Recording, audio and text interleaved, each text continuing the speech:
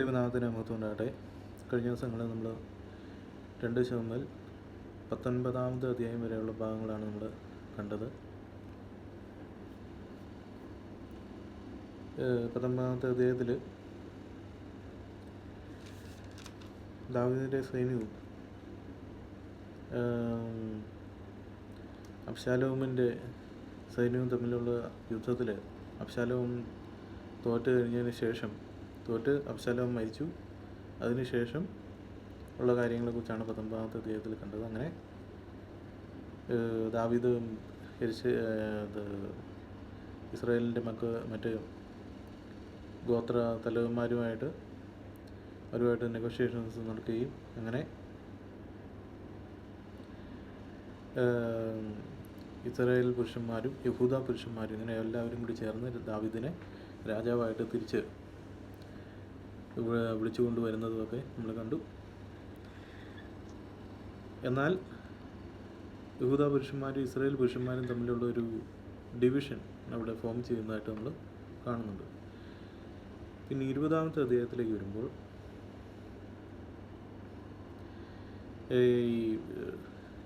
ഇവർ തമ്മിലിങ്ങനെ അങ്ങോട്ടും ഇങ്ങോട്ടും ഇങ്ങനെ വാഗ്വാദങ്ങൾ നടക്കുമ്പോൾ യഹൂദ പട്ടാളക്കാരും ഇസ്രായേലിൻ്റെ പട്ടാളക്കാരും തമ്മിലുള്ള ഇങ്ങനെ വാഗ്വാദങ്ങൾ നടക്കുമ്പോഴത്തേക്ക് അതിൽ ബെന്യാമീനായിട്ടുള്ള ഒരാൾ ബിക്രിയുടെ മകനായ ശേബ എന്നൊരാൾ വരുന്നതായിട്ട് അതിനകത്ത് കാണിക്കുന്നുണ്ട്. അപ്പോൾ അയാൾ വന്നിട്ട് കാഹള ഊതി എന്നാണ് പറയുന്നത്. 20 അധ്യായത്തിൽ കാഹള ഊതി അയാളെ നീചൻ എന്നാണ് അവിടെ പറഞ്ഞിരിക്കുന്നത്. ശേബ എന്ന പേരുള്ള ഒരു നീചൻ അവിടെ ഉണ്ടായിരുന്നു. അവൻ കാഹളം ഊതി എന്നിട്ട് പറഞ്ഞു, ദാവീദിങ്കൽ നമുക്ക് ഓഹരിയില്ല, ഇശായിയുടെ മകൻകൾ അവകാശവുമില്ല, ഇസ്രായേലിനെ നിങ്ങൾ വീട്ടിലേക്ക് പോയിക്കൊള്ളുവീൻ എന്ന് പറഞ്ഞു. അങ്ങനെ ഇസ്രായേൽ പട്ടാളക്കാരെ അഭിസംബോധന ചെയ്ത് പറഞ്ഞതാണ്. അങ്ങനെ അവകാശമൊന്നുമില്ല എന്ന് ഉള്ള രീതിയിൽ അവിടെ ഇങ്ങനെ പറഞ്ഞപ്പോഴത്തേക്കും ഇസ്രായേൽ പ്രദേശങ്ങളിൽ നിന്ന് അവരെല്ലാവരും ദാവീദിനെ വിട്ട് പിന്മാറി ബിക്രിയുടെ മകനായ ശേബയുടെ പക്ഷം ചേർന്നു. യഹൂദ പുരുഷന്മാർ യോർദാൻ തുടങ്ങി യെരുശലേം വരെ തങ്ങളുടെ രാജാവിനോട് ചേർന്ന് നടന്നു എന്നാണ് പറയുന്നത്. അവിടെ വെച്ചൊരു ഡിവിഷൻ വരികയാണ്. അങ്ങനെ ദാവീദ് പിന്നീട് യെരുശലേമിലേക്ക് അരമനയിലെത്തി, യെരുശലേമിൻ്റെ കൊട്ടാരത്തിലെത്തി. എന്നാൽ അവിടെ മുമ്പ് നമ്മൾ കണ്ടു, ദൈവം പ്രവാചകൻ വഴി കൽപ്പിച്ചിട്ടുള്ള ദാവീദ് തെറ്റ് ചെയ്തപ്പോഴത്തേക്കും പ്രവാചകൻ വഴി കൽപ്പിച്ച ഒരു ശിക്ഷ ഉണ്ടായിരുന്നു. അതിൽ നാഥാൻ പ്രവാചകൻ വഴി കൽപ്പിച്ച ആ ഒരു ശിക്ഷയിൽ ദാവീദിൻ്റെ ഈ കീപ്പേഴ്സ് അവരെ 10 പേരെ അവിടെ കൊട്ടാരം സൂക്ഷിക്കാൻ വേണ്ടിയിട്ട് ഏർപ്പാടാക്കിയിട്ടാണ് ദാവീദ് അവിടെ നിന്ന് പോയത്, അബ്ശാലോം ലഹള ഉണ്ടാക്കിയ സമയത്ത്. അപ്പോൾ ആ 10 പേരെയും പിന്നെ ഈ അബ്ശാലോം ദൈവം കൽപ്പിച്ചത്, ദൈവത്തിൻ്റെ അരുളപ്പാട് അങ്ങനെ സംഭവിക്കുമെന്ന് പറഞ്ഞതുപോലെ തന്നെ അബ്ശാലോം ചെയ്യുന്നതായിട്ട് നമ്മൾ കണ്ടു. അങ്ങനെ അവർ തിരിച്ച് അന്തഃപുരത്തിലേക്ക് പിന്നെ തിരിച്ചു കൊണ്ടുവന്നാക്കി രക്ഷിച്ചുവെങ്കിലും പിന്നീട് ഒരിക്കലും അവരുടെ അടുത്ത് പിന്നീട് ദാവീദ് ചെന്നിട്ടില്ല എന്നവിടെ പ്രത്യേകമായിട്ട് പറയുന്നുണ്ട്. അങ്ങനെ അവർ ജീവപര്യന്തം കാവലിരുന്ന് വൈധവ്യം ആചരിച്ചു എന്നാണ് അവിടെ പറഞ്ഞിരിക്കുന്നത്. കാരണം പിന്നീട് ദാവീദ് അവിടെ ചെല്ലുന്നത് അത് തെറ്റായിട്ടുള്ള ഒരു സംഗതിയാണ് എന്നുള്ളതായിട്ടുള്ളതുകൊണ്ടാണ് അങ്ങനെ ചെയ്തത്. കാരണം ദാവീദിന് ധാരാളം ഭാര്യമാരുണ്ടായിരുന്നു എന്നുള്ളത് നമുക്കറിയാം. അനന്തരം രാജാവ് അമാസയോട്, ഈ അമാസ എന്ന് പറയുന്നത് മറ്റേ അബ്ശാലോമിൻ്റെ കൂടെ അബ്ശാലോമിൻ്റെ സർവ്വ സൈന്യാധിപനായിട്ട് നിന്ന ആളാണ് ഈ അമാസ. അപ്പോൾ അമാസയെ പറഞ്ഞു വിടാതിരിക്കുക എന്നുള്ളതാണ് ഒരു കണ്ടീഷൻ പറഞ്ഞിരുന്നത്. അമാസയെ സൈന്യാധിപനായിട്ട് തന്നെ നിർത്തും എന്നുള്ളത് അവർ തമ്മിൽ സംസാരിച്ചപ്പോഴത്തേക്കുള്ള ഒരു ദാവീദ് രാജാവ് ഏറ്റ ഒരു സംഗതി അതായിരുന്നു. അപ്പോൾ ഈ അമാസയെ വിളിച്ചിട്ട് യഹൂദ പ്രദേശത്തു നിന്നുള്ള പുരുഷന്മാരുമായി വിളിച്ചു കൂട്ടി അവരുമായിട്ട് ഇങ്ങോട്ട് വരിക എന്ന് പറഞ്ഞു. അങ്ങനെ അമാസ യഹൂദ പ്രദേശത്തുള്ളവരെ എല്ലാം വിളിച്ചു കൂട്ടി കൂട്ടാനായിട്ട് പോയി. എന്നാൽ കൽപ്പിച്ച അവധിയിൽ, അതായത് ഇത്ര ദിവസത്തിനകം 3 ദിവസത്തിനകം എന്നാണ് പറഞ്ഞിരിക്കുന്നത്. അപ്പോൾ 3 ദിവസത്തിനുള്ളിൽ അത് ചെയ്യണമെന്ന് പറഞ്ഞിട്ട് അമാസയ്ക്ക് അത് 3 ദിവസം കൊണ്ട് ചെയ്യാനായിട്ട് കഴിഞ്ഞില്ല. അപ്പോൾ ദാവീദ് രാജാവ് പിന്നെ അബീശായിയെ വിളിച്ചിട്ട് അബീശായിയോട് അബിശായിയെ ആ ചുമതല ഏൽപ്പിച്ച് എന്നിട്ട് പറഞ്ഞു, അബ്ശാലോം ചെയ്തതിനേക്കാളും ബിക്രിയുടെ മകനായ ശേബ ഇപ്പോൾ നമുക്ക് കൂടുതൽ അധികം ദോഷം ചെയ്യും. അതുകൊണ്ട് അവൻ ഏതെങ്കിലും ഒരു പട്ടണത്തിൽ പോയി നമ്മുടെ ദൃഷ്ടിയിൽ നിന്ന് തെറ്റിപ്പോകാതിരിക്കേണ്ടതിന്. കാരണം ഇങ്ങനെ ഈ ലഹള അല്ലെങ്കിൽ ഇങ്ങനെ ഒരു പ്രശ്നം ഉണ്ടാക്കി അതിന് തുടക്കം ഇട്ട് കഴിഞ്ഞിട്ട് പിന്നെ പോയിട്ട് എവിടെയെങ്കിലും ഒരു ആസ്ഥാനം കണ്ടുപിടിച്ച് അവിടെ കയറി കഴിഞ്ഞാൽ പിന്നെ അവിടെ നിന്ന് പിന്നെ പുറത്താക്കാനായിട്ട് വലിയ ബുദ്ധിമുട്ടാണ്. അതുകൊണ്ട് പിന്നെ അങ്ങനെ ആ ഒരു പ്രദേശം ദാവീദിൻ്റെ അധികാരത്തിൽ നിന്ന് പുറത്തു പോകാനായിട്ട് ഇടയാകും. അപ്പോൾ അങ്ങനെ സംഭവിക്കാണ്ടിരിക്കാൻ വേണ്ടിയിട്ട് അവന് വല്ല ഉറപ്പുള്ള പട്ടണം എന്ന് വെച്ചാൽ കോട്ടയും കോട്ടവാതിലൊക്കെ ഉള്ള പട്ടണത്തിൽ കിടന്ന് നമ്മുടെ ദൃഷ്ടിയിൽ നിന്ന് തെറ്റിപ്പോകാതിരിക്കേണ്ടതിന് നീ നിൻ്റെ യജമാനൻ്റെ ചേവകരെ കൂട്ടിക്കൊണ്ട് അവരെ പിന്തുടരുക എന്ന് പറഞ്ഞു. നീ നിൻ്റെ യജമാനൻ്റെ ചേവകരെന്ന് വെച്ചാൽ അത് രാജാവിൻ്റെ ഭാഷയുടെ ഒരു ഇതാണ്. നിൻ്റെ യജമാനൻ എന്ന് വെച്ചാൽ ദാവീദ് രാജാവിനെ തന്നെയാണ് ഉദ്ദേശിക്കുന്നത്. അപ്പോൾ ദാവീദ് രാജാവിൻ്റെ ചേവകരെ കൂട്ടിക്കൊണ്ട് അവനെ പിന്തുടരുക എന്ന് പറഞ്ഞു. അങ്ങനെ യോവാബിൻ്റെ ആൾക്കാരും ക്രേത്യർ, പ്ലേത്യർ അങ്ങനെയുള്ള സകല വീരന്മാരായിട്ടുള്ള ആൾക്കാരുണ്ട്. അവരെല്ലാം ദാവീദിൻ്റെ ചേവകരാണ്. അവരെല്ലാം ചേർത്ത് ബിക്രിയുടെ മകനായ ശേബയെ പിന്തുടരുവാൻ യെരൂശലേമിൽ നിന്ന് പുറപ്പെട്ടു.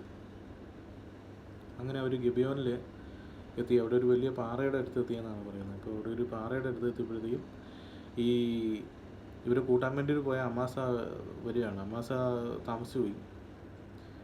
അപ്പോൾ താമസിച്ചു പോയ ഈ അമാസ ഇങ്ങനെ ഇവർക്കെതിരെ വന്നപ്പോഴത്തേക്ക് യോവാബ് ഉണ്ടായിരുന്നു. അപ്പോൾ യോവാബ് നേരെ ഒരു ഉറയോടുകൂടി ഒരു വാൾ ഇറക്കി കെട്ടി അവൻ നടക്കുമ്പോൾ അത് വീണുപോയി എന്നാണ് പറയുന്നത്. അപ്പോൾ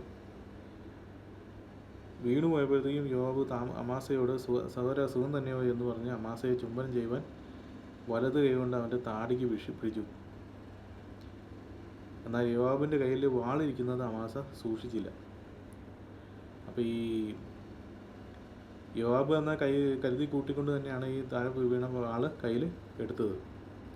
അങ്ങനെ വാള് കയ്യിലെടുത്ത് ഈ അമാസയെ യോവാബ് നേരെ കുത്തി.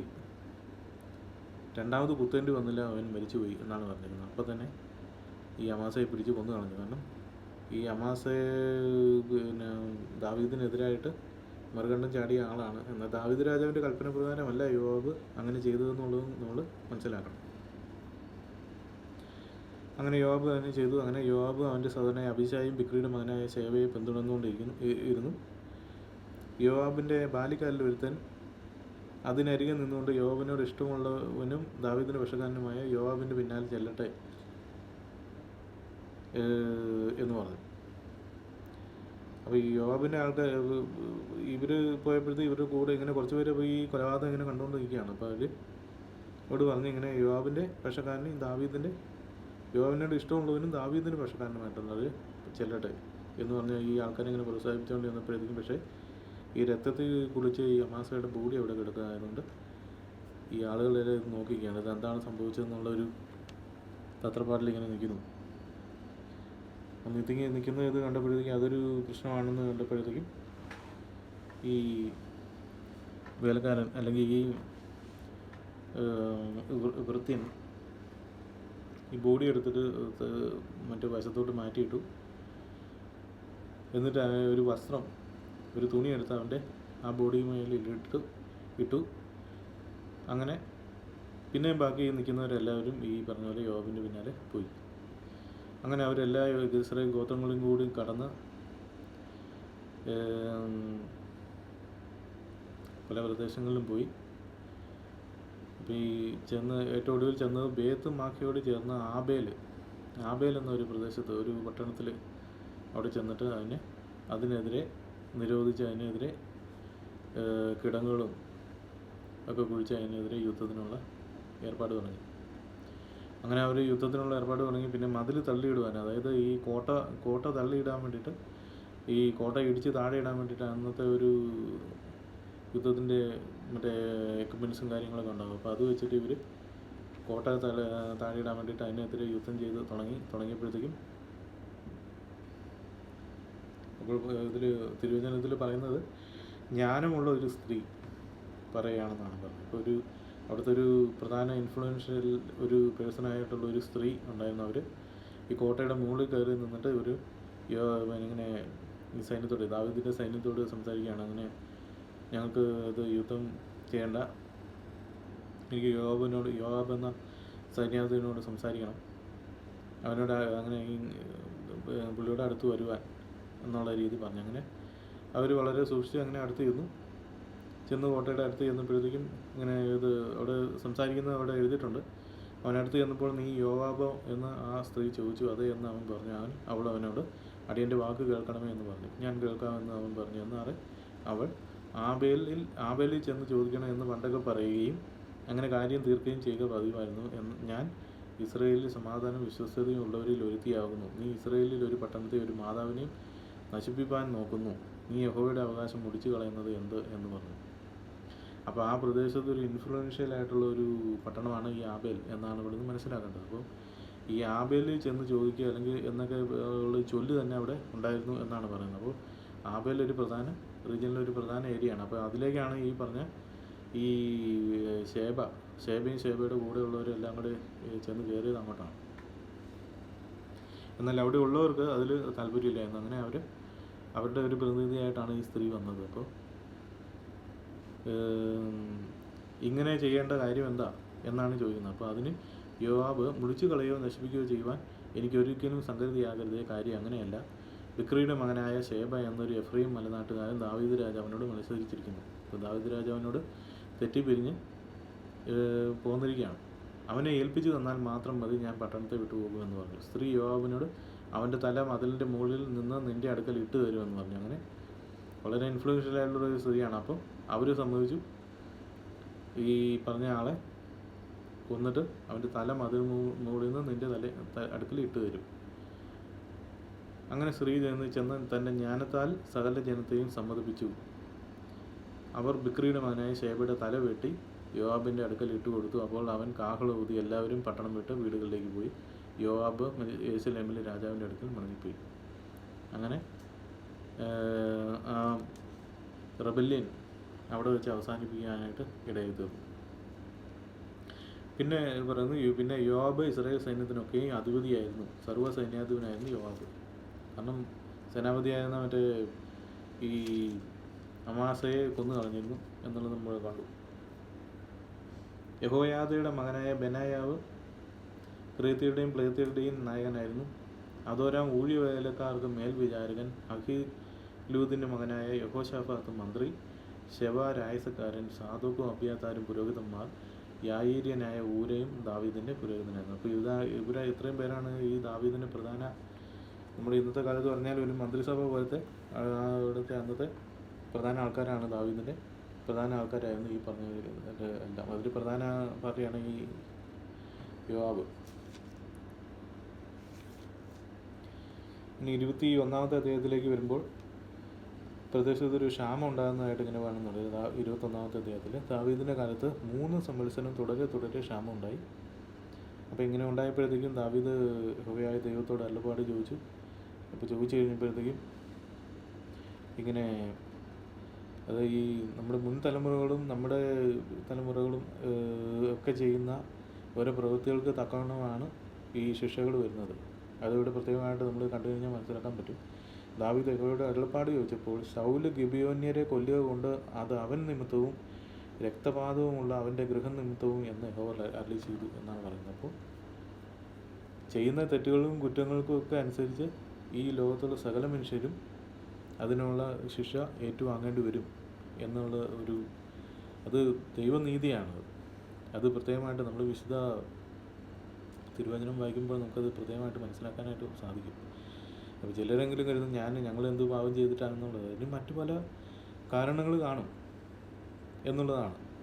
പിന്നെ പ്രത്യേകമായിട്ട് വിശുദ്ധ തിരുവചനത്തിൽ ഒരിടത്ത് പറയുന്നുണ്ടല്ലോ, അതായത് ഒരു പ്രദേശത്ത് മഴ പെയ്യുമ്പോൾ ആ മഴയെന്ന് പറയുന്നത് അത് നല്ലവരാണോ ചീത്തവരാണോ, ചിലപ്പോൾ കുറച്ച് നല്ലവരുണ്ടാവും, അപ്പോൾ അവരെ പ്രതീക്ഷിച്ചായിരിക്കും ആ മഴ പെയ്യുന്നത്. പക്ഷേ ആ മഴ പെയ്യുമ്പോൾ ആ മഴ എല്ലാവർക്കും ഉപകാരമാകും എന്നുള്ള നിലയിലാണ്. അപ്പോൾ എന്ന് പറഞ്ഞതുപോലെ ദൈവത്തിൽ നിന്ന് കോപം വരുമ്പോൾ അതിൻ്റെ ഒരു പങ്കും ഈ വഹിക്കാനായിട്ട്, അല്ലെങ്കിൽ അതിൻ്റെ ഒരു പങ്കും ഒരുപക്ഷെ നീതിവാന്മാരായ ആൾക്കാർക്ക് ഒരുപക്ഷെ നേരിടേണ്ടി വരും.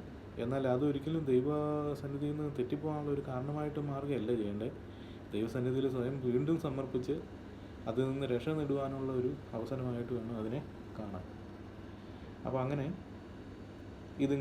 ഇതാണ് കാരണമെന്ന് പറഞ്ഞു. അപ്പോൾ രാജാവ് ഗിബയോന്യരെ വിളിച്ച് അവരോട് പറഞ്ഞു. അപ്പം ഗിബയോന്യരെ കുറിച്ച് അവിടെ പ്രത്യേകമായിട്ട് എഴുതുന്നുണ്ട്. നമ്മൾ മുമ്പ് കണ്ടതാണ്.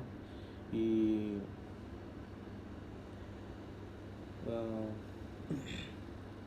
യോശുവയുടെ പുസ്തകത്തിലൊക്കെ നമ്മൾ കണ്ടതാണ്. യോശുവയുടെ പുസ്തകത്തിൽ ഈ ഗിബയോനിലെ ആൾക്കാരെന്ന് വെച്ച് കഴിഞ്ഞാൽ ഈ ഇസ്രായേൽ ജനം അല്ല. ഈ വാഗ്ദത്ത നാട്ടിലേക്ക് ദൈവം കൊണ്ടുവന്ന ജനമല്ല ഈ ഗിബയോന്യർ. ശരിക്കും യഥാർത്ഥത്തിൽ അവിടെ ഉണ്ടായിരുന്ന ആളുകൾ തന്നെയാണ്. അവർ അമോര്യർ പക്ഷേ അവർ അന്നൊരു തന്ത്രം പ്രയോഗിച്ചു. അങ്ങനെ ഈ ഇസ്രായേൽ മക്കൾ അവരെ കൊന്നൊടുക്കുവാനായിട്ട് ഇടയായി തീർന്നില്ല. അവരൊരു തന്ത്രം പ്രയോഗിച്ച് അങ്ങനെ ഇസ്രായേലിയരുമായിട്ട് ഒരു ഉടമ്പടി ഉണ്ടാക്കുവാനായിട്ട് അന്ന് കഴിഞ്ഞു. അത് ദൈവത്തിൻ്റെ സന്നിധിയിൽ അത് ആലോചന ചോദിക്കാതെ അവർ ചെയ്ത കാര്യമായിരുന്നു. അങ്ങനെ അത് തലമുറകൾക്ക് മുമ്പ് ദൈവം അവരോട് കൽപ്പിച്ചതുപോലെ ഇങ്ങനെ തന്നെ ആണ് സംഭവിക്കാൻ പോകുന്നതെന്ന് പറഞ്ഞ് അതുപോലെ തന്നെ ആയിത്തീരുന്നതൊക്കെ ആയിട്ട് നമ്മൾ മുമ്പ് കണ്ടതാണ്. അപ്പോൾ ഈ ഗിബയോന്യരുമായിട്ട് ഇസ്രായേൽ ജനതയ്ക്ക് ഒരു സഖ്യമുണ്ട്, അല്ലെങ്കിൽ ഒരു ഉടമ്പടിയുണ്ട്. അവരെ ഇങ്ങനെ സംരക്ഷിച്ചു കൊള്ളാം, അല്ലെങ്കിൽ അവരെ ഒരിക്കലും കൊല്ലുവാനായിട്ട് ഇടയാവത്തില്ല എന്നുള്ള നിലയിൽ. പക്ഷേ അതിന്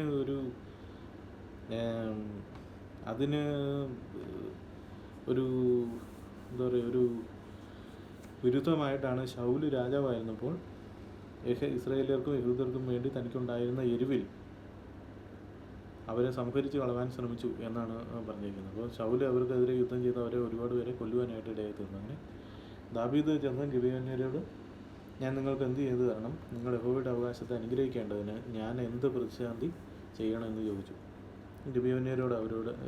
അവനോട് ശൗലിനോടും അവൻ്റെ ഗൃഹത്തോടും ഞങ്ങൾക്കുള്ള കാര്യം പൊന്നും വെള്ളിയും കൊണ്ട് തീരുന്നതല്ല, ഇസ്രായേലിൽ ഒരുത്തനെ കൊല്ലുന്നതും ഞങ്ങൾക്കുള്ളതല്ല എന്ന് പറഞ്ഞു. നിങ്ങൾ പറയുന്നത് ഞാൻ ചെയ്തു തരാമെന്ന് ദാവീദ് പറഞ്ഞു. അങ്ങനെ രാജാവിനോട്, ഞങ്ങളെ നശിപ്പിക്കുകയും ഇസ്രായേൽ ദേശത്തെങ്ങും ഞങ്ങൾ ശേഷിക്കാതെ മുടിഞ്ഞു പോകത്തക്കവണ്ണം ഉപായം ചിന്തിക്കുകയും ചെയ്തവൻ്റെ മക്കളിൽ 7 പേരെ ഞങ്ങൾക്ക് ഏൽപ്പിച്ചു തരണം. അപ്പോൾ ശൗലിൻ്റെ കുടുംബത്തിൽ നിന്നുള്ള 7 പേരെ കൊടുക്കണം, എന്നാലേ അവരുടെ ഇതിന് പരിഹാരമാവുള്ളൂ എന്നാണ് പറയുന്നത്. ഞങ്ങൾ അവരെ യഹോവയുടെ വൃദ്ധനായ ശൗലിൻ്റെ ഗിബയിൽ യഹോവയ്ക്ക് തൂക്കിക്കളയുമെന്ന് പറഞ്ഞു. ഞാൻ അവരെ തരാമെന്ന് രാജാവ് പറഞ്ഞു. എന്നാൽ ദാവീദും ശൗലിൻ്റെ മകനായ യോനാഥാനും തമ്മിൽ യഹോവയുടെ നാമത്തിൽ ചെയ്ത സത്യനിമിത്തം രാജാവ് ശൗലിൻ്റെ മകനായ യോനാഥാൻ്റെ മകൻ മെഫീബോശത്തിനെ ഒഴിപ്പിച്ചു. അയ്യാവിൻ്റെ മകൾ റിസ്പ ശൗലിനെ പ്രസവിച്ച 2 പുത്രന്മാരായ അർമോനിയെയും മെഫീബോശത്തിനെയും ശൗലിൻ്റെ മകളായ മീഖൽ മെഹോലാത്യൻ ബെർസില്ലായിയുടെ മകനായ അദ്രിയേലിനെ പ്രസവിച്ച 5 പുത്രന്മാരെയും രാജാവ് പിടിച്ച് ഗിബയോന്യരുടെ കയ്യിൽ ഏൽപ്പിച്ചു. അങ്ങനെ ആ 7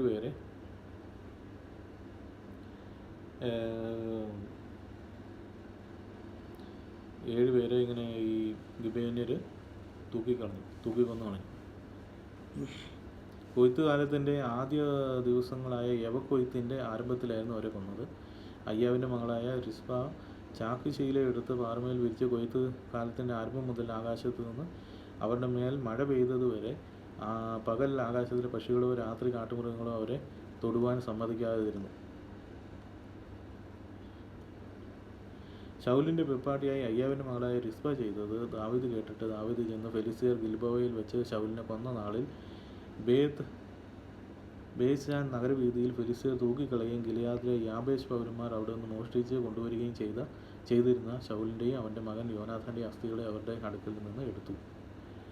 അപ്പോൾ അവരിങ്ങനെ ഈ പറഞ്ഞ പോലെ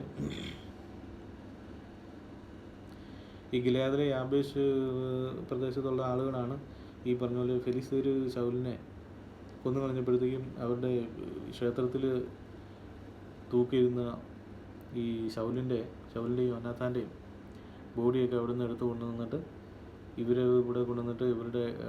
പ്രദേശത്ത് കൊണ്ടുവന്നിട്ട്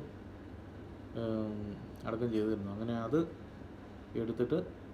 തിരിച്ചെടുത്തു. അങ്ങനെ തിരിച്ചെടുത്തിട്ട് അങ്ങനെ അവൻ ശൗലിൻ്റെയും അവൻ്റെ മകൻ യോനാഥാൻ്റെയും അസ്ഥികളെ അവിടെ നിന്ന് വരുത്തി തൂക്കിക്കൊന്നവരുടെ അസ്ഥികളെയും അവർ പെറുക്കിയെടുത്തു. ശൗലിൻ്റെയും അവൻ്റെ മകൻ യോനാഥാൻ്റെയും അസ്ഥികളെ അവർ ബെന്യാമിൻ ദേശത്ത് സേലയിൽ അവൻ്റെ അപ്പനായ കീശിൻ്റെ കല്ലറയിൽ അടക്കം ചെയ്തു. അങ്ങനെ അവർ ചെയ്തു. രാജാവ് കൽപ്പിച്ചതൊക്കെയും അവർ ചെയ്തു. അതിൻ്റെ ശേഷം ദൈവം ദേശത്തിലെ പ്രാർത്ഥനയെ കേട്ടരുളി ഫെലിസ്ത്യർക്ക് ഇസ്രായേലിനോട് വീണ്ടും യുദ്ധമുണ്ടായി. ദാവീദ് തൻ്റെ ഭൃത്യന്മാരുമായി ചെന്ന് ഫെലിസ്ത്യരോട് പടയേറ്റു. ദാവീദ് തടന്നുപോയി. അപ്പോൾ ദാവീദിന് പിന്നീട് പ്രായമായി തുടങ്ങിയപ്പോൾ സ്ഥിരമായിട്ട് ഇങ്ങനെ ഇടയ്ക്കിടയ്ക്ക് ഇങ്ങനെ ഓരോ യുദ്ധങ്ങളൊക്കെ ഇങ്ങനെ ഉണ്ടായിക്കൊണ്ടിരിക്കുന്നുണ്ട്. അത് മുമ്പും ദൈവം അരുളി ചെയ്തതുപോലെ തന്നെ ഈ യുദ്ധം ഇവരുടെ ഗൃഹത്തിൽ നിന്ന് അല്ലെങ്കിൽ ഇവരുടെ ത്തിൽ നിന്ന് ദാവീദിൻ്റെ വംശത്തിൽ നിന്ന് ഒഴിഞ്ഞു മാറത്തില്ല എന്ന് ദൈവം നേരത്തെ ഇങ്ങനെ പറഞ്ഞിരുന്നു. അപ്പോൾ അതുപോലെ യുദ്ധങ്ങൾ ഇങ്ങനെ നടന്നുകൊണ്ടിരിക്കുകയാണ്.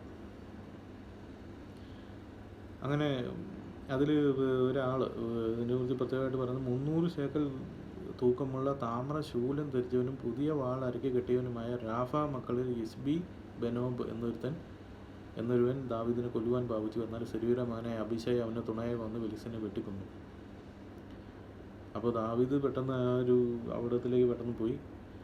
അപ്പോൾ ദാവീദിൻ്റെ ഭൃത്യന്മാർ അവർ രാജാവിനെ രക്ഷിച്ചു. പക്ഷേ പെട്ടെന്ന് പിന്നീട് അവർ രാജാവിനോട് അഭ്യർത്ഥിച്ചു, ഇനി ഇസ്രായേലിൻ്റെ ദീപം ഇരിക്കേണ്ടതിന് മേലാൻ ഞങ്ങളോടുകൂടെ യുദ്ധത്തിന് പുറപ്പെടരുത് എന്ന് സത്യം ചെയ്ത് പറഞ്ഞു. അങ്ങനെ അവർ രാജാവിൻ്റെ അന്നത്തെ ആ അവസ്ഥ കണ്ടിട്ട് പറഞ്ഞു, ഇനി യുദ്ധത്തിലേക്ക് രാജാവ് ഇനി പോരേണ്ട കാര്യമില്ല, രാജാവിന് വേണ്ടി ഞങ്ങൾ യുദ്ധം ചെയ്യും എന്ന് പറഞ്ഞു. അതിനുശേഷം ഗോബിൽ വെച്ച് വീണ്ടും ഫെലിസ്ത്യരോട് യുദ്ധം ഉണ്ടായി. അപ്പോൾ ഹൂശാത്യനായ സിബഹായി മല്ലന്മാരുടെ മക്കളിൽ ഒരുത്തനായ സഫീനെ വെട്ടിക്കൊന്നു.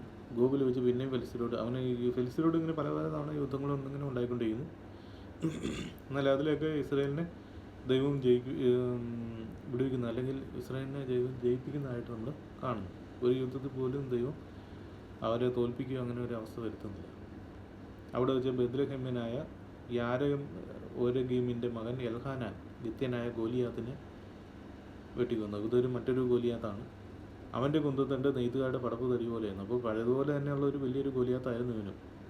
അപ്പോൾ ഈ ഫെലിസ്ത്യരുടെ ഒരു ഇതെന്ന് പറഞ്ഞു കഴിഞ്ഞാൽ നമ്മൾ മുമ്പുള്ള ചരിത്രം നോക്കി കഴിഞ്ഞാൽ നമുക്ക് അറിയാനായിട്ട് സാധിക്കും. ഈ ഫെലിസ്ത്യർ ഇങ്ങനെയുള്ള ആളുകളെല്ലാം ദൈവസന്നിധിയിൽ വളരെയധികം പാപം ചെയ്ത് അങ്ങനെ ഈ പല രീതിയിൽ കറപ്റ്റഡ് ആയിട്ടുള്ള പോയിട്ടുള്ള ആൾക്കാരാണ്. അപ്പോൾ അവരുടെ ഇടയിലാണ് ഈ മല്ലന്മാരും അങ്ങനെയുള്ള ആളുകളൊക്കെ ഉള്ളത്. അപ്പോൾ ഈ ദാവീദ് അല്ലെങ്കിൽ ഈ വാഗ്ദത്ത ജനത്തിൽ ഈ മല്ലന്മാരായിട്ടുള്ള ആളുകളില്ല. അവർ എല്ലാം ഈ പോരാളികളും പടയാളികളും ശൂരന്മാരും വീരന്മാരും അങ്ങനെയുള്ളവരൊക്കെ ഉള്ളൂ. ഇപ്പോൾ ഭയങ്കര ബുദ്ധിയും അങ്ങനെയുള്ള കഴിവും പിന്നെ ഫിസിക്കലായിട്ടുള്ള കഴിവുകളും ഉള്ളൂ. ഇതുപോലുള്ള വലിയ ശരീരവും മറ്റു ഇതൊക്കെ ഉള്ള അങ്ങനെയുള്ള മല്ലന്മാരാരും ഈ ഇതില്ല. അതിൽ പ്രത്യേകമായിട്ട് നമ്മൾ ഈ വിശുദ്ധ തിരുവചനം നമ്മൾ പഠിക്കുമ്പോഴത്തേക്കും നമുക്ക് അറിയാനായിട്ട് സാധിക്കും. അത് ചില ആളുകളുടെയൊക്കെ ഈ ചില ജനങ്ങളെയൊക്കെ ദൈവം പ്രത്യേകമായിട്ട് അവരെ മുഴുവനായിട്ട് നശിപ്പിച്ച് കളയണമെന്ന് പ്രത്യേകമായിട്ട് പറയുന്നുണ്ട്. അവരുടെയൊക്കെ ഈ DNA അല്ലെങ്കിൽ അവരുടെ സ്വാഭാവികമായിട്ടുള്ള അവരുടെ ആ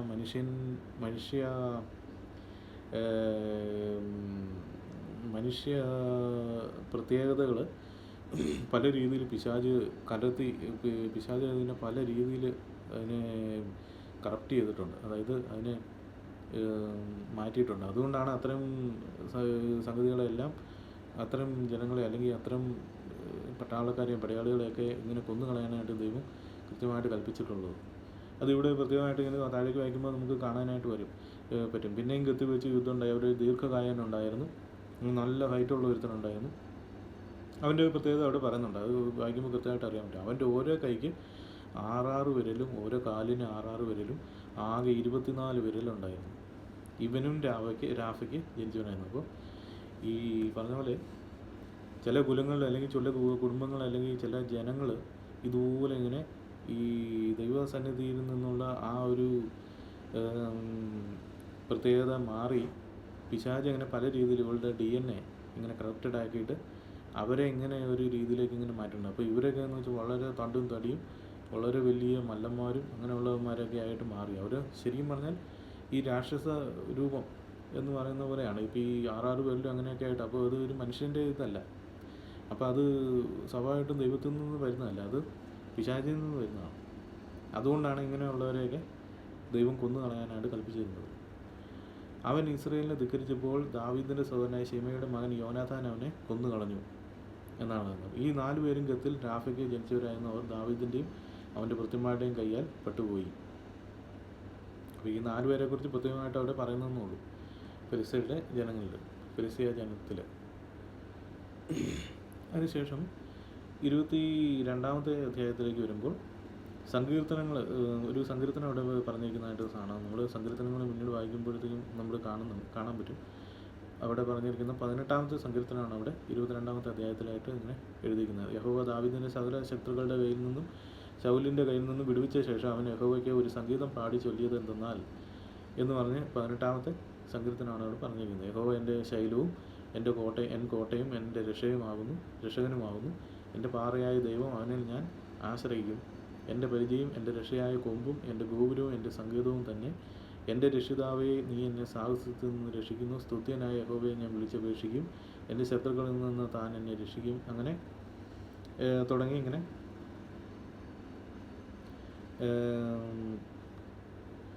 പറയുന്നുണ്ട്. അപ്പോൾ അതിൽ പ്രത്യേകമായിട്ടുള്ള ചില വാക്യങ്ങൾ ഒരു നിങ്ങളുടെ അറിവിന് വേണ്ടിയിട്ട് ഒന്ന് പറയട്ടെ. 8-ാമത്തെ വാക്യത്തിൽ ഭൂമി ഞെട്ടിവിറച്ചു, ആകാശത്തിൻ്റെ അടിസ്ഥാനങ്ങൾ ഇളകി, അവൻ കോപിക്കയാൽ അവ കുലുങ്ങിപ്പോയി. അവൻ്റെ മൂക്കിൽ നിന്ന് പുക പൊങ്ങി, അവൻ്റെ വായിൽ നിന്ന് തീ പുറപ്പെട്ട് ദഹിപ്പിച്ചു. തീ കനൽ അവങ്കിൽ നിന്ന് ജ്വലിച്ചു. അവൻ ആകാശം ചായച്ചിറങ്ങി, കൂരിരുൾ അവൻ്റെ കാൽക്കീഴിലുണ്ടായിരുന്നു. അവൻ കെരൂബിനെ വാഹനമാക്കി പറന്നു. കാറ്റിൻ ചിറകന്മേൽ പ്രത്യക്ഷനായി. അവൻ അന്ധകാരം തനിക്ക് ചുറ്റും മണ്ഡപമാക്കി, ജലാശയങ്ങളും കനത്ത മേഘങ്ങളും കൂടെ. അവൻ്റെ മുമ്പിൽ പ്രകാശത്താൽ തീക്കനൽ ജ്വലിച്ചു. യഹോവ ആകാശത്തിൽ ഇടിമുഴക്കി, അത്യുന്നതൻ തൻ്റെ നാദം കൽപ്പിച്ചു. അവൻ അസ്ത്രം എയ്തു അവരെ തോൽപ്പിച്ചു, മിന്നലയച്ച് അവരെ തോൽപ്പിച്ചു. യഹോവയുടെ വചനത്താൽ തിരുമുഖിലെ ശ്വാസത്തിൻ്റെ ഊത്തിനാൽ കടലിൻ്റെ ചാലുകൾ കാണായി വന്നു, ഭൂതലത്തിൻ്റെ അടിസ്ഥാനങ്ങൾ വെളിപ്പെട്ടു. അപ്പോൾ ഈ ഒരു പ്രത്യേകമായിട്ടുള്ള ഭാഗം പ്രത്യേകമായിട്ടൊന്ന് വായിക്കണം. യഹോവയുടെ വചനത്താൽ തിരുമുഖിലെ ശ്വാസത്തിൻ്റെ ഊത്തിനാൽ കടലിൻ്റെ ചാലുകൾ കാണായി വന്നു, ഭൂതലത്തിൻ്റെ അടിസ്ഥാനങ്ങൾ വെളിപ്പെട്ടു. അവൻ ഉയരത്തിൽ നിന്ന് കൈനീട്ടി എന്നെ പിടിച്ചു, പെരുവെള്ളത്തിൽ നിന്ന് എന്നെ വലിച്ചെടുത്തു. അപ്പോൾ ഈ വാക്യം പ്രത്യേകമായിട്ട് നമ്മൾ വായിച്ചു കഴിഞ്ഞാൽ അത് പ്രത്യേകമായിട്ട് പിന്നീട് പല ഈ പറഞ്ഞ പോലെ ദൈവശാസ്ത്രജ്ഞന്മാരും ഇങ്ങനെ ഈ ഇന്നത്തെ കാലത്ത് പ്രത്യേകമായിട്ട് അവർ പിന്നെ വിശുദ്ധ തിരുവചനത്തിൻ്റെ അടിസ്ഥാനത്തിൽ കണ്ടുപിടിക്കുന്ന ചില കാര്യങ്ങളുണ്ട്. അതായത് ആദ്യം സൃഷ്ടിയുടെ ആരംഭത്തിൽ ദൈവം മനുഷ്യനെ ആക്കുന്ന സമയത്ത് അതിനുശേഷമുള്ള കാലഘട്ടത്തിലൊക്കെ ഈ പ്രളയം വരെയും ലോകത്തിൽ ഒരു കോണ്ടിനെൻ്റ് മാത്രമാണ് ഉണ്ടായിരുന്നതെന്നുള്ളൊരു ഒരു ഒരു ഒരു കൺസെപ്റ്റ് അല്ലെങ്കിൽ ഒരു പഠനം ഇപ്പോൾ വരുന്നുണ്ട്. അപ്പോൾ ഈ മറ്റെല്ലാ സൃഷ്ടികളെയും പോലെ ദൈവം വളരെ ഈ സൃഷ്ടികളെല്ലാം എല്ലാ പ്രോസസ്സും കഴിഞ്ഞിട്ടാണ് സയൻറ്റിഫിക്കായിട്ട് വേണ്ടിയിട്ടുള്ള എല്ലാ പ്രോസസ്സുകളും ചെയ്തിട്ടാണ് ഈ പറഞ്ഞ പോലെ സൃഷ്ടികളെല്ലാം ചെയ്തിട്ടുള്ളതെന്ന് നമ്മൾ മുമ്പ് കണ്ടതാണ്. അപ്പോൾ ഈ സൃഷ്ടികൾ ചെയ്യുമ്പോഴത്തേക്ക് അതിൻ്റെ അകത്തുള്ള ഒരു ദൈവം അതിന് പ്രത്യേകമായിട്ടുള്ള ചില സമയങ്ങൾ, അതായത് ഈ ശാസ്ത്രജ്ഞന്മാരുടെ കണക്കിൽ മില്യൺസ് ഓഫ് ഇയേഴ്സ് അല്ലെങ്കിൽ ദശലക്ഷക്കണക്കിന് വർഷങ്ങൾ വേണ്ടി വരുന്ന ഈ പ്രോസസ്സുകൾ ദൈവത്തിൻ്റെ കൽപ്പനയാൽ വളരെ സൂപ്പർ ഫാസ്റ്റായിട്ടാണ് കാര്യങ്ങൾ നടന്നതെന്ന് നമ്മൾ കണ്ടു. അപ്പോൾ അങ്ങനെ നടന്ന സംഭവത്തിൽ ഇപ്പോൾ ഈ ആദ്യത്തെ ആ ഒരു കോണ്ടിനെൻ്റേ ഉണ്ടായിരുന്നുള്ളൂ. പിന്നെ അതിന് ശേഷം ഈ ദൈവശാസ്ത്രജ്ഞന്മാർ പ്രത്യേകമായിട്ട് ഈ പ്രത്യേകിച്ച് മറ്റേ ജിയോളജിസ്റ്റും അങ്ങനെയുള്ളവരൊക്കെ വിശുദ്ധ തിരുവചനമായിട്ട് ചേർന്ന് നിൽക്കുന്നവർ പിന്നീട് കണ്ടുപിടിച്ച കാര്യങ്ങളാണ്. ഈ പ്രളയത്തിൻ്റെ സമയത്ത് പ്രളയം 150 ദിവസത്തോളം ജലം ഇങ്ങനെ പൊങ്ങിയിരുന്നു എന്നാണ് പറയുന്നത്. അതിന് ശേഷമാണ് ഇത് വെള്ളം കുറഞ്ഞു വന്നത്. അപ്പോൾ ഈ സമയത്ത് ആണ് ഈ ലോകത്തുള്ള കോണ്ടിനെൻറ്റ്സ് വിഭജിക്കപ്പെട്ടതെന്നുള്ളൊരു വാദമുണ്ട്. അപ്പോൾ അതിനനുസരിച്ച് അതിനെ നമ്മൾ ഈ 2-3 വാക്യങ്ങൾ വായിച്ചു കഴിഞ്ഞാൽ നമുക്ക് ഏകദേശം അതുമായിട്ട് ചേർന്ന് നിൽക്കുന്ന വാക്യങ്ങളാണ്. യഹോവയുടെ വചനത്താൽ തിരുമുഖിലെ ശ്വാസത്തിൻ്റെ ഊത്തിനാൽ കടലിൻ്റെ ചാലുകൾ കാണായി വന്നു. അപ്പോൾ കടലിൽ ഇപ്പം നമ്മൾ ഈ ലോകത്തിന് പല മറ്റേ ഈ ജിയോളജിസ്റ്റും മറ്റുമൊക്കെ പറയുന്നത് പോലെ ഈ വിഭജിക്കപ്പെട്ട ഈ കോണ്ടിനെൻറ്റ്സ് അല്ലെങ്കിൽ ഇതിനൊക്കെ ചുറ്റുമായിട്ട് ഇങ്ങനെ ഈ ഭൂമിക്കടിയിൽ ഈ ചാലുകളുണ്ട്. ഭൂമിക്കടിയിലുള്ള ചാലുകൾ, അതായത് അങ്ങ് ഉള്ളിലോട്ട് ക്രസ്റ്റിലോട്ട് വരെ പോകുന്ന തരത്തിലുള്ള ഈ വലയങ്ങൾ, പച്ചമലയാളത്തിൽ പറഞ്ഞ വലയങ്ങളുണ്ട്. അപ്പോൾ ഈ വലയങ്ങളുടെ ഈ അതിരുകൾ ഇങ്ങനെ ഈ എല്ലാം തന്നെ ഈ തീരങ്ങളിൽ ഈ സമുദ്രത്തിലാണ് വരുന്നത്. അപ്പോൾ ഈ സമുദ്രത്തിൽ വരുന്ന ഈ വലയങ്ങളുടെ ഈ ചലനത്തിനനുസരിച്ചാണ് ഈ ചില സമയത്ത് ഈ ഭൂകമ്പങ്ങൾ ഉണ്ടാവുകയും അങ്ങനെയുള്ള കാര്യങ്ങളൊക്കെ ചെയ്യുന്നത്. പിന്നെ അതിൻ്റെ ഈ ചില ഭാഗങ്ങളിലൊക്കെയാണ് ചില അഗ്നിപർവ്വതങ്ങളും മറ്റുമൊക്കെ വരുന്നത്. അങ്ങനെ നമ്മൾ അതിനെക്കുറിച്ച് സ്റ്റഡി ചെയ്ത് കഴിഞ്ഞാൽ നമുക്ക് മനസ്സിലാക്കാനായിട്ട് സാധിക്കും. അപ്പോൾ ഇത്തരം ഈ ചാലുകൾ ഇങ്ങനെ കീറി അങ്ങനെ ഈ അടിയിൽ നിന്ന് തന്നെ ഇതിന് മൊത്തത്തിൽ ദൈവം ഇങ്ങനെ പല കോണ്ടിനെൻറ്റ്സ് ആയിട്ട് വളരെ പെട്ടെന്ന് ഇവരെ മാറ്റുകയായിരുന്നു എന്നാണ് ഇപ്പോൾ പുതിയ പഠനങ്ങളിൽ ഒക്കെ പറയപ്പെടുന്നത്.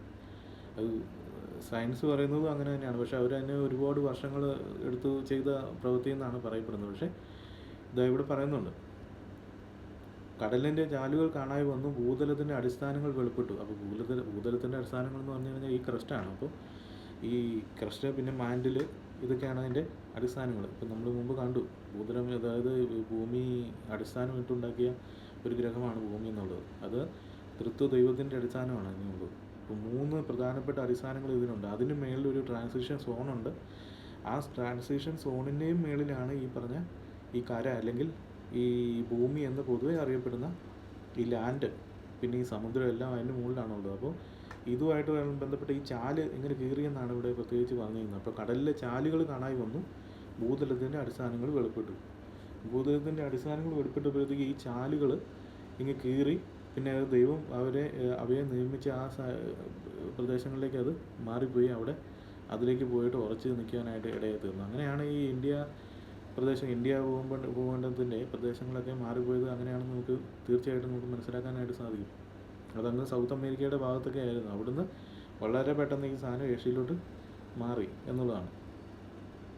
എന്നിട്ട് വീണ്ടും പറയുന്നത്, അവൻ ഉയരത്തിൽ നിന്ന് കൈനീട്ടി എന്നെ പിടിച്ചു, പെരുവെള്ളത്തിൽ നിന്ന് എന്നെ വലിച്ചെടുത്തു. അപ്പോൾ പെരുവെള്ളത്തിൻ്റെ കാര്യം പ്രത്യേകമായിട്ട് അവർ പറയുന്നത് നമ്മൾ പ്രത്യേകമായിട്ട് ശ്രദ്ധിക്കണം. അപ്പോൾ പെരുവെള്ളം എന്ന് പറഞ്ഞാൽ അത് പ്രളയത്തിൻ്റെ കാര്യമാണ് അവിടെ പറയുന്നത്. അത് പക്ഷേ ദാവീദിൻ്റെ വായിൽ കൂടി ദൈവം ഈ ഇത്തരം സത്യങ്ങളെ മനുഷ്യന് വെളിപ്പെടുത്തി കൊടുക്കുന്നതാണ് ഈ കാണുന്നത്. ദാവീദിൻ്റെ സങ്കീർത്തനങ്ങളിൽ കൂടി ദൈവം വളരെ വലിയ കാര്യങ്ങൾ വെളിപ്പെടുത്തി തന്നിട്ടുണ്ടെന്ന് നമ്മൾ മുമ്പ് കണ്ടതാണ്.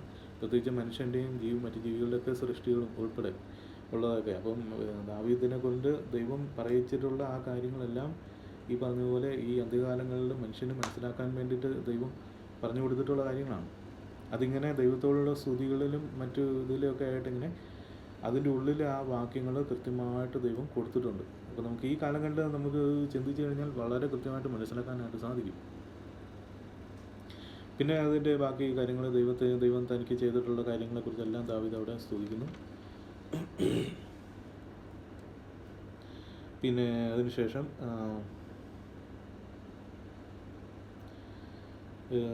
പിന്നെ അതിൻ്റെ അടുത്ത അധ്യായത്തിലേക്ക് വരുമ്പോൾ പിന്നെ 23-ാമത്തെ അധ്യായത്തിൽ ഈ 22-ാമത്തെ അധ്യായം ബാക്കി ഫുള്ളെല്ലാം ഈ 18-ാമത്തെ സങ്കീർത്തനമാണ്. 18-ാം സങ്കീർത്തനം തന്നെയാണ് അവിടെ എഴുതിയിരിക്കുന്നത്. 23-ാമത്തെ അധ്യായത്തിലേക്ക് വരുമ്പോൾ ദാവീദിൻ്റെ അന്ത്യവാക്യങ്ങൾ അവിടെ പറയുന്നതായിട്ട് അതും ഒരു ഇതാണ്, സ്തുതിയാണ്, ദൈവസ്തുതിയാണ്. ഇശായി പുത്രൻ ദാവീദ് ചൊല്ലുന്നു, ഔന്നത്യം പ്രാപിച്ച പുരുഷൻ ചൊല്ലുന്നു, യാക്കോബിൻ ദൈവത്താൽ അഭിഷിക്തൻ, ഇസ്രായേലിൻ മധുരഗായകൻ തന്നെ, യഹോവയുടെ ആത്മാവ് എന്നിൽ സംസാരിക്കുന്നു, അവൻ്റെ വചനം എൻ്റെ നാവിന്മേലിരിക്കുന്നു. ഇസ്രായേലിൻ്റെ ദൈവം കൽപ്പിച്ചു, ഇസ്രായേലിൻ പാറ എന്നോട് അരുളി ചെയ്തു, മനുഷ്യനെ നീതിമാനായി ഭരിക്കുന്നവൻ, ദൈവഭയത്തോടെ വാഴുന്നവൻ, മേഘമില്ലാത്ത പ്രഭാതകാലത്ത് സൂര്യോദയത്തിലെ പ്രകാശത്തിന് തുല്യൻ, മഴയ്ക്ക് മുമ്പ് സൂര്യകാന്തിയാൽ ഭൂമിയിൽ മുളയ്ക്കുന്ന ഇളം പുല്ലിന് തുല്യൻ. അങ്ങനെ അത് പറഞ്ഞു, ദൈവസന്നിധിയിൽ എൻ്റെ ഗൃഹം അതുപോലെ അല്ലയോ, അവൻ എന്നോട് ഒരു ശാശ്വത നിയമം ചെയ്തുവല്ലോ, അതെല്ലാറ്റിനും സ്ഥാപിതവും സ്ഥിരവുമായിരിക്കുന്നു. അവൻ എനിക്ക് സകല രക്ഷയും വാഞ്ചയും തഴപ്പിക്കുകയില്ലയോ.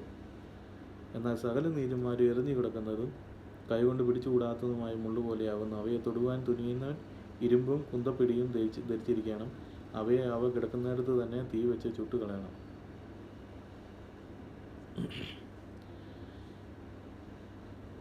അങ്ങനെയാണ് അത് വാക്യങ്ങൾ. അതിനുശേഷം ദാവീദിനുണ്ടായിരുന്ന വീരന്മാരായിട്ടുള്ള ആളുകൾ ദാവീദിൻ്റെ സേവകന്മാരായിരുന്നു. അപ്പോൾ അവരെക്കുറിച്ചുള്ള ചില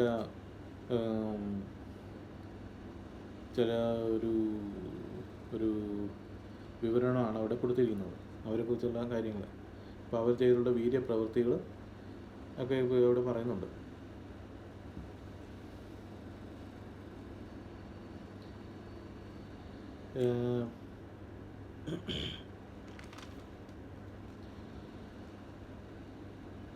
പിന്നെ അതിനുശേഷം 24-ാമത്തെ അധ്യായത്തിലേക്ക് വരുമ്പോൾ, അപ്പോൾ 23-ാമത്തെ അധ്യായത്തിൽ ബാക്കിയെല്ലാം ദാവീദിൻ്റെ വീരന്മാരുടെ പേരുകളും അവർ ചെയ്ത വീരപ്രവൃത്തികളും ഒക്കെയാണ്. അവരെക്കുറിച്ചാണ് അവിടെ വളരെ വിശദമായിട്ട് ഇങ്ങനെ പറഞ്ഞിട്ടുണ്ട്. അപ്പോൾ ഓരോരുത്തരും ഒന്നിനൊന്നും മെച്ചമായിരുന്നു എന്നുള്ളതാണ് ആ അദ്ദേഹത്തിൻ്റെ ബാക്കി ഭാഗങ്ങൾ നമ്മൾ വായിക്കുമ്പോഴത്തേക്ക് നമുക്ക് മനസ്സിലാക്കാനായിട്ട് സാധിക്കും. അപ്പോൾ 24-ാമത്തെ അധ്യായത്തിലേക്ക് വരുമ്പോൾ വീണ്ടും ദൈവത്തിൻ്റെ കോപം വീണ്ടും ഇസ്രായേലിൻ്റെ നേരെ ജ്വലിക്കുന്നതായിട്ട് നമ്മൾ കാണുന്നുണ്ട്. കാരണം ദൈവത്തോട് ആലോചന ചോദിക്കാതെ ദാവീദ് വീണ്ടും ഒരു പാപം ചെയ്യുന്നു. അത് വേറൊന്നുമല്ല, ദാവീദ് ഇസ്രായേലിനെ യഹൂദയും എണ്ണുക എന്നുള്ളത്. അതായത് അവരുടെ ഈ സംഖ്യ യുദ്ധത്തിന് പിന്നെ യോഗ്യരായുള്ള അല്ലെങ്കിൽ യുദ്ധത്തിന് കഴിവുള്ളവരുടെ, യുദ്ധത്തിന് പുറപ്പെടാൻ കഴിവുള്ളവരുടെ പട്ടാളക്കാരുടെ തുല്യരായുള്ള പട്ടാളത്തിന് ചേരാൻ കഴിവുള്ള ആളുകളുടെ എണ്ണം എടുക്കുന്ന ഒരു പരിപാടി. അതാണ് നീ ചെന്ന് ഇസ്രായേലിനെ യഹൂദയെ എണ്ണുക എന്ന് അവർക്ക് വിരോധമായി ദാവീദിന് തോന്നിച്ചു. അങ്ങനെ സേനാപതിയോട് യോവാബിനോട് പറഞ്ഞു. യോവാബിനെ പക്ഷേ യോവാബ് തിരിച്ചു പറഞ്ഞു, യജമാനായ രാജാവിൻ്റെ കാലത്ത് തന്നെ നിന്റെ ദൈവമായ യഹോവ ജനത്തെ ഇപ്പോൾ ഉള്ളത് 100 ഇരട്ടി വർദ്ധിപ്പിക്കട്ടെ. എങ്കിലും യജമാനായ രാജാവ് ഈ കാര്യത്തിൽ താല്പര്യപ്പെടുന്നത് എന്തിനെന്ന് ചോദിച്ചു. പക്ഷേ എങ്കിലും യോവാബും പടനായകന്മാരും രാജാവിൻ്റെ കൽപ്പന അനുസരിക്കേണ്ടി വന്നു എന്ന് എഴുതിയിട്ടുണ്ട് അവിടെ. അങ്ങനെ അവർ ചെന്നിട്ട് എണ്ണി ഓരോ പ്രദേശത്തും ഇങ്ങനെ താമസിച്ച് അവിടെയുള്ള ആളുകളുടെ എണ്ണവും മറ്റു കാര്യങ്ങളൊക്കെ എടുത്ത് അവരുടെ ഡീറ്റെയിൽസൊക്കെ എഴുതി 9-ാമത്തെ വാക്യത്തിൽ പറഞ്ഞു, യോവാബ് ജനത്തെ എണ്ണീൻ്റെ ആകെ തുക രാജാവിന് കൊടുത്തു. ഇസ്രായേലിൽ ആയുധപാണികളായ യോദ്ധാക്കൾ 8 ലക്ഷവും യഹൂദ പ്രദേശത്ത് 5 ലക്ഷവും യഹൂദർ. അങ്ങനെ ദാവീദ് ജനത്തെ എണ്ണിയ ശേഷം തൻ്റെ ഹൃദയത്തിൽ കുത്തുകൊണ്ടിട്ട്, അപ്പോൾ ഹൃദയത്തിൽ അപ്പോഴത്തേക്കും ദൈവത്തോട് ചോദിക്കാതെ ചെയ്തു എന്നുള്ളൊരു, കാരണം ഇതുപോലെ മുമ്പൊരു സംഭവം ഒരിക്കൽ കൂടി ഇതുപോലെ നടന്നിട്ടുണ്ടായിരുന്നു. അത് മോശയുടെ കാലത്താണെന്നാണ് എൻ്റെ ഒരു ഓർമ്മ. അന്ന് ഇതുപോലെ തന്നെ ദൈവത്തോട് ചോദിക്കാതെ ഒരു കണക്കെടുപ്പ് അന്നും നടന്നിട്ടുണ്ടായിരുന്നു. അന്നും ഇതുപോലെ ദൈവകോപത്തിന് അവർ ഇടയാകേണ്ടി വന്നു. അന്നും അത് ചെയ്തത്. അപ്പോൾ അതുപോലെ തന്നെ ഇപ്പോൾ ഇത്തവണയും സംഭവിച്ചു എന്നുള്ളതാണ്. അപ്പോൾ ഹൃദയത്തിൽ കുത്തു കണ്ടിട്ട് യഹോവയോട് ഞാൻ ഈ ചെയ്തത് മഹാപാപം, എന്നാൽ യഹോവയെ അടിയൻ്റെ കുറ്റം ക്ഷമിക്കണമേ, ഞാൻ വലിയ ഭോഷത്വം ചെയ്തു പോയി എന്ന് പറഞ്ഞു. അത് നോക്കിയപ്പോഴത്തേക്ക് അടുത്ത ദിവസം ദാവീദിൻ്റെ ദർശകനായ ഗാദ് പ്രവാചകന് യഹോവയായ ദൈവത്തിൻ്റെ അരുളപ്പാടുണ്ടായി. നീ ചെന്ന് ദാവീദിനോട്, ഞാൻ ഈ 3 കാര്യം നിൻ്റെ മുമ്പിൽ വയ്ക്കുന്നു, അതിലൊന്ന് തിരഞ്ഞെടുത്തു കൊള്ളുക, അത് ഞാൻ നിന്നോട് ചെയ്യും എന്നിപ്രകാരം യഹോവ അരുളി ചെയ്യുന്നതെന്ന് പറയുക. ഗാദ് ദാവീദിൻ്റെ അടുക്കൽ ചെന്ന് അവനോട് അറിയിച്ചു. 3 അതിലൊന്ന്, നിൻ്റെ ദേശത്ത് 7 സംവത്സരത്തെ ക്ഷാമം ഉണ്ടാകുകയോ, അല്ലെങ്കിൽ രണ്ടാമത്തേത് 3 മാസം നിൻ്റെ ശത്രുക്കൾ നിന്നെ പിന്തുടരുകയും നീ അവരുടെ മുമ്പിൽ നിന്ന് ഓടിപ്പോവുകയും ചെയ്യുകയോ, അതുമല്ലെങ്കിൽ നിൻ്റെ ദേശത്ത് 3 ദിവസത്തെ മഹാമാരി ഉണ്ടാകുകയോ എന്തു വേണം? എന്നെ അയച്ചവനോട് ഞാൻ മറുപടി പറയേണ്ടത് എന്നെ നീ ആലോചിച്ച് നോക്കുക എന്ന് പറഞ്ഞു. അപ്പം ദാവീദ് ഗാദിനോട് പറഞ്ഞു, ഞാൻ വലിയ വിഷമത്തിലായിരിക്കുന്നു. എന്നാൽ നാം യഹോവയുടെ കയ്യിൽ തന്നെ വീഴുക, അവൻ്റെ കരുണ വലിയതല്ലോ, മനുഷ്യൻ്റെ കയ്യിൽ ഞാൻ വീഴരുതേ എന്ന് പറഞ്ഞു. അങ്ങനെ ദൈവത്തിൻ്റെ ശിക്ഷ, അതായത് ദൈവത്തിൻ്റെ കയ്യിൽ നിന്ന് നേരിട്ടുള്ള ശിക്ഷ ഏതാണോ അത് വരട്ടെ. ശത്രുക്കളുടെ കയ്യിലോട്ട് പോയി കഴിഞ്ഞാൽ പോകേണ്ട അത് തീരെ എന്താ പറയുക, അത് വളരെ വിഷമം പിടിച്ച സംഗതിയാണ്. അപ്പോൾ അതിനേക്കാളും ദൈവം തമ്പുരാൻ തന്നെ അവിടുത്തെ കരുണ വലുതായതുകൊണ്ട് ദൈവം തമ്പുരാൻ നമ്മളെ രക്ഷിക്കട്ടെ എന്ന നിലയിൽ ദൈവത്തിൻ്റെ കയ്യിൽ തന്നെ വീഴുക. ദൈവം നേരിട്ട് ചെയ്യുന്ന ശിക്ഷാവിധി എന്തായാലും അത് ഏൽക്കുവാനായിട്ട് റെഡിയാണെന്നാണ് ദാവീദ് അവിടെ പറയുന്നത്. അങ്ങനെ യഹോവ ഇസ്രായേലിൽ രാവിലെ തുടങ്ങി നിശ്ചയിച്ച അവധി വരെ മഹാമാരി അയച്ചു. മഹാമാരികൾ പല രീതിയിൽ വരുന്നുണ്ട്. അതെല്ലാം ദൈവം അറിയാതെ ഒരു കാര്യങ്ങളും നടക്കുന്നില്ല എന്ന് നമ്മൾ പ്രത്യേകമായിട്ട് നമ്മൾ മനസ്സിലാക്കണം. അങ്ങനെ മഹാമാരി അയച്ച് ദാൻ മുതൽ ബേർശേബ വരെ, അപ്പോൾ ഇസ്രായേലിൻ്റെ അങ്ങോളം ഇങ്ങോളം 70,000 പേര് കാണും മരിച്ചു പോയത് വളരെ പെട്ടെന്ന്. എന്നാൽ ദൈവദൂതൻ യെരൂശലേമിനെ ബാധിപ്പാൻ അതിന്മേൽ കൈ നീട്ടിയപ്പോൾ യഹോവ അനർത്ഥത്തെക്കുറിച്ച് അനുദപിച്ചു. ജനത്തെ നാശം ചെയ്യുന്ന ദൂതനോട് മതി, നിൻ്റെ കൈ പിൻവലിക്കുക എന്ന് പറഞ്ഞു. അന്നേരം യഹോവയുടെ ദൂതൻ യെബ്യൂസിയൻ അരവനയുടെ മെതിക്കളത്തിന് അരികെയായിരുന്നു. അപ്പോൾ ഈ കളത്തിന്, അത് മറ്റേ ഈ ഫീൽഡിൽ നിൽക്കുകയാണ്. ഇപ്പോൾ ജനത്തെ ബാധിക്കുന്ന ദൂതനെ ദാവീദ് കണ്ടു. അപ്പോൾ ദാവീദ് കണ്ടിട്ട് യഹോവയോട്, ഞാനല്ലോ പാപം ചെയ്തത്, ഞാനല്ലോ കുറ്റം ചെയ്തത്, ഈ ആടുകൾ എന്ത് ചെയ്തു? നിൻ്റെ കൈ എനിക്കും എൻ്റെ ഭവനത്തിനും വിരോധമായിരിക്കട്ടെ എന്ന് പ്രാർത്ഥിച്ചു പറഞ്ഞു. അപ്പോൾ സ്വയം ആ പാപം ഏറ്റെടുക്കാനായിട്ട് ദാവീദ് സ്വയം സമർപ്പിക്കുന്നതായിട്ട് നമ്മളവിടെ കാണുന്നുണ്ട്. അന്ന് തന്നെ ഗാദ് ദാവീദിൻ്റെ അടുക്കൽ വന്ന് അവനോട്, നീ ചെന്ന് യെബൂസ്യനായ അരാമ്യരുടെ കളത്തിൽ യഹോവയ്ക്ക് ഒരു യാഗപീഠം ഉണ്ടാക്കുക എന്ന് പറഞ്ഞു. അങ്ങനെ ആ പ്രദേശത്ത് യാഗപീഠം ഉണ്ടാക്കുവാനായിട്ട് ദാവീദ് രാജാവ് പോയി. അങ്ങനെ ആ പ്രദേശം വിലയ്ക്ക് വാങ്ങാതെ ഇവിടെ യാഗം കഴിക്കത്തില്ല എന്ന് ദാവീദ് അതിൻ്റെ ഉടമസ്ഥനോട് പറഞ്ഞു. അങ്ങനെ ദാവീദ് രാജാവ് അവിടെ കാളകളെയും മറ്റു വിലയ്ക്ക് വാങ്ങി അവിടെ യാഗപീഠം പണിത് ഹോമയാഗങ്ങളും സമാധാന യാഗങ്ങളും അർപ്പിച്ചു. അങ്ങനെ ന്യായപ്രമാണ പ്രകാരമുള്ള പാപപരിഹാര യാഗങ്ങളെല്ലാം അവിടെ ചെയ്യുവാനായിട്ട് ഇടയെത്തുന്നു. അപ്പോൾ യഹോവ ദേശത്തിൻ്റെ പ്രാർത്ഥനകൾ കേട്ടു ബാധ ഇസ്രായേലിനെ വിട്ടു മാറുകയും ചെയ്തു. അങ്ങനെയാണ് ഈ 2 ശമൂവേലിൻ്റെ പുസ്തകം അവസാനിക്കുന്നത്. അപ്പം നമ്മൾ പഠിക്കുന്ന ഓരോ പുസ്തകങ്ങളും അല്ലെങ്കിൽ വായിക്കുന്ന ഓരോ പുസ്തകങ്ങളിലും നമുക്ക് യഹോവയായ ദൈവം എങ്ങനെയാണ് മനുഷ്യനെ നടത്തുന്നതെന്നും മനുഷ്യന് എത്ര ഈസി ആയിട്ടാണ് മനുഷ്യർ ദൈവത്തെ മറന്നുകൊണ്ട് തൻ്റെ വഴികളിൽ കൂടി സഞ്ചരിക്കാനുള്ള അതിൻ്റെ വെപ്രാളവും തത്രപ്പാടും ഒക്കെ നടത്തുന്നതെന്ന് നമ്മൾ കാണുന്നുണ്ട്. അപ്പോൾ അന്ന് ദൈവസന്നിധിയിൽ വളരെയധികം സങ്കീർത്തനങ്ങളും വളരെയധികം യുദ്ധവിജയങ്ങളും എല്ലാം കൊടുത്ത് ദാവീദ് രാജാവിന് ജീവിതത്തിൽ വന്നു പോയിട്ടുള്ള തെറ്റുകളും അല്ലെങ്കിൽ കുറ്റങ്ങളും, ദൈവസന്നിധി ചെയ്ത കുറ്റങ്ങളും ദൈവം അതിന് കൊടുത്തിട്ടുള്ള ശിക്ഷകളും ഒക്കെ നമ്മൾ ഈ പുസ്തകങ്ങളുടെ അധ്യായങ്ങളെല്ലാം നമ്മൾ കാണുന്നുണ്ട്. ഇനി അടുത്തത് കിങ്സ്, രാജാക്കന്മാരുടെ 1-ാം പുസ്തകമാണ്. അപ്പോൾ അതിലും ദാവീദ് രാജാവിനെ കുറിച്ചും പറയുന്നുണ്ട്. അതിനുശേഷം ശലോമോൻ രാജാവിനെ കുറിച്ച് പിന്നീട് നമുക്ക് പഠിക്കാനായിട്ടുണ്ട്. ഏതായാലും ഇന്ന് നമ്മൾ ഇതുകൊണ്ട് നിർത്തുകയാണ്. അടുത്ത ദിവസങ്ങളിൽ നമുക്ക് രാജാക്കന്മാരുടെ പുസ്തകം നമുക്ക് തുടങ്ങാം. ദൈവം നിങ്ങളെ അവരെ അനുഗ്രഹിക്കട്ടെ. Thank you.